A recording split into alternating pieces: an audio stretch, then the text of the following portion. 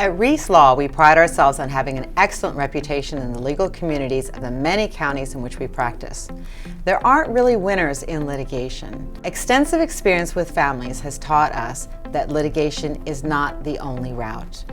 You can agree to resolve your conflict outside of litigation by the two people who know the situation best, you and your partner.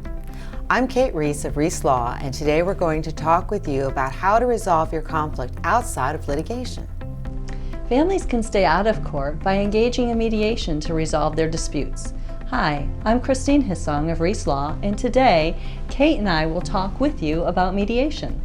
Now, there are many benefits of mediation. Mediation is a safe and private environment, and both parties have the opportunity to be heard. And often, while engaging in mediation, the parties achieve a greater understanding of their situation, of the other party's interests and motivations. Perhaps most importantly is that the parties retain control and they make decisions about their lives. Working together in mediation allows the parties to craft a resolution specifically tailored to their case. So what is the role of the mediator? First and foremost, they are neutral. They can share legal information, such as statutes, with the parties, but the mediator cannot give legal advice. We facilitate the communications between the parties, we help the parties to identify issues to be addressed, and we generate alternatives for resolution. When the time comes, we draft a written agreement reflecting the parties' agreement about the circumstances that bring us before them. Now, in order for mediation to be successful, the parties have to be prepared to do certain things. Mediation requires the full participation and effort of both parties, and both parties must be prepared to make full financial disclosures to each other. They must create a safe environment by being respectful to each other and listening with an open mind, and giving each other the opportunity to speak without interruption. And of course, both parties must be prepared to make decisions. So what you must know is that signing a mediated agreement may affect your legal rights. You should be consulting with independent legal counsel before, during, and prior to signing any mediated agreement. Mediation is confidential, so information learned in mediation cannot be used later in court. However, there are a few exceptions to confidentiality that are set forth in the law, such as if there's a piece of material such as banking information that is used in the mediation process, that is still fair game to be used in the litigation process. What we mean more so is that if a party states a position on a particular issue, such as a custodial time-sharing schedule, they cannot be held to that in a litigation setting. That was an opinion that was put forth in the mediation setting only. Now, mediation can look different ways. For example, Kate and I both serve as mediators. We are both certified as family law mediators by the Judicial Council of the Supreme Court of Virginia.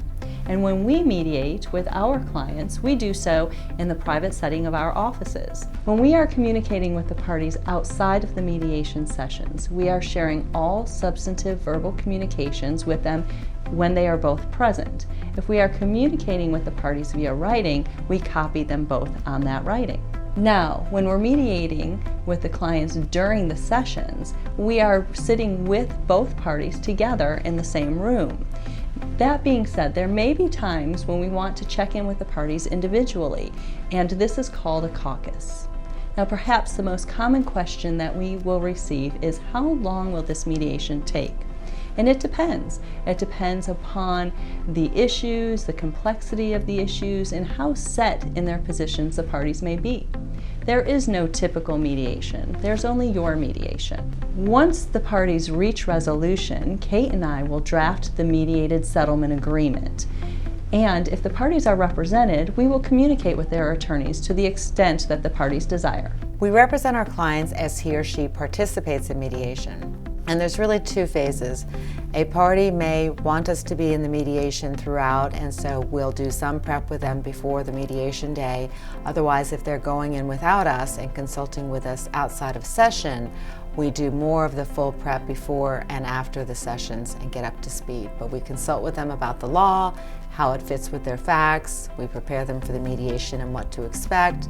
We discuss the sessions with them afterwards, and when it's time, we review draft agreements, and of course, we will attend the mediation sessions with the client if that is what they desire.